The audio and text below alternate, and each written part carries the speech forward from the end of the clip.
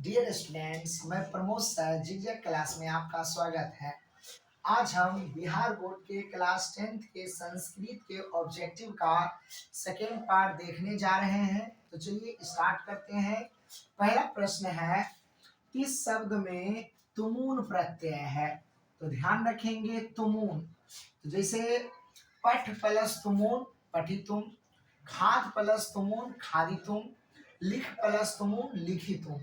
तो तुमुल प्रत्यय किसमें है? तो ध्यान रखेंगे तुमुल प्रत्यय पठी तुम में है। अगला प्रश्न है, द्विगु समास का उदाहरण है। द्विगु समास उस समास को कहेंगे जो संख्यावाची हो, जो संख्या हो।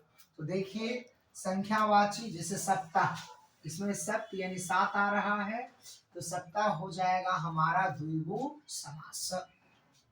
अगला प्रश्न है, भारत महिमा पाठ में किस देश की महिमा का वर्णन है? देखिए है, चैप्टर का नाम है भारत महिमा पाठ। तो भारत महिमा पाठ में भारत देश की महिमा का वर्णन किया गया है।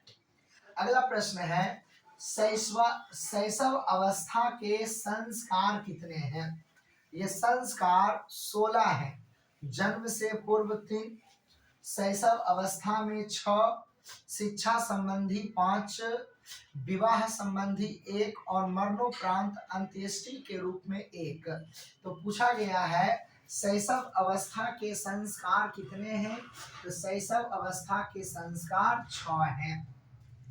5 शिक्षा से संबंधित, 1 विवाह के रूप में और अंत्येष्टि, और 3 जन्म से पूर्व। अगला है, अपनी उन्नति चाहने वाले को कितने दोषों को त्याग देना चाहिए? तो अपनी उन्नति चाहने वाले को 6 दोषों का त्याग देना चाहिए। और पूछ लेगा वो 6 दोष कौन कौन है?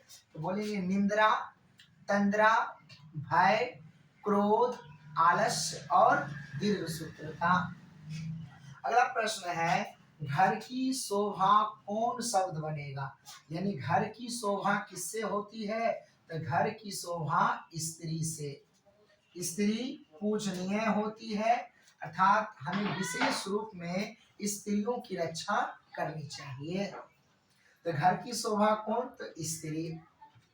अगला प्रश्न है, शक्र ने कर्ण से छल पूर्वक क्या ले लिया था? शक्र यानी देवराज इंद्र। तो शक्र ने कर्ण से कवच और कुंडल दोनों ले लिए थे। अगला प्रश्न है, करण कारक में कौन सी विभक्ति है? तो कारक के 8 भेद हैं। कर्ता ने कर्म को करण से, यहाँ करण ही पूछा, आगे नहीं बढ़ेंगे। तो करण कारक में कौन सी विभक्ति है?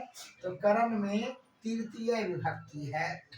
अगला प्रश्न है, समाज की गाड़ी कैसे चलती है? तो स्वाभाविक है, समाज की गाड़ी पुरुष और नारियों से चलती है।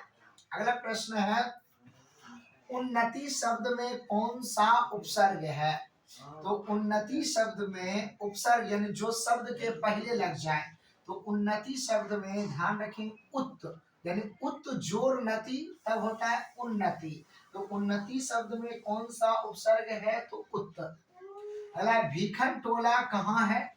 तो भीखन टोला बिहार में है। ठीक। और अंतिम प्रश्न है, स्वामी दयानंद का जन्म किस परिवार में हुआ था? तो स्वामी दयानंद का जन्म टंकारा परिवार में हुआ था, और इनके बचपन का नाम मूल शंकर था, और इन्होंने ही आर्य समाज की स्थापना की थी। तो आज का क्लास इतना ही तक रहने देते हैं। धन्यवाद।